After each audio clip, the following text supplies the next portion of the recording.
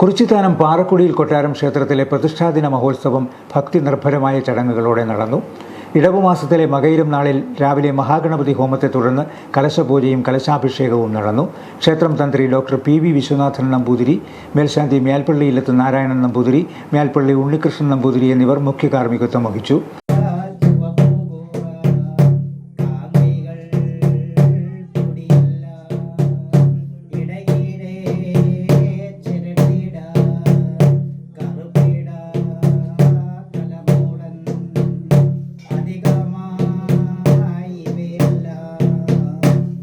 മകയിരം പൂജ, കളമെഴുത്തുപാട്ട് എന്നിവയും നടന്നു.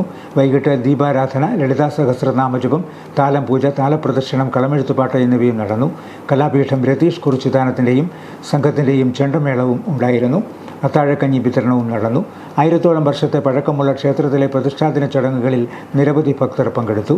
പാറക്കുടിയിൽ കൊട്ടാരം ട്രസ്റ്റ് ഭാരവാഹികളായ MS ഗിരീശൻ നായർ മണിമല, ശിവരാമൻ നായർ കോയിക്കാട്, ജയപ്രകാശ് കിഴക്കേച്ചമല, ശ്രീജിത്ത് കാരക്കാട്ട്, പങ്കജാക്ഷൻ നായർ രാജേന്ദ്രവിലാസം, അനിൽകുമാർ ഇലക്കാട്, രാജൻ കോയിക്കാട്ട് തുടങ്ങിയവർ ഉത്സവാഘോഷ ചടങ്ങുകൾക്ക് നേതൃത്വം നൽകി.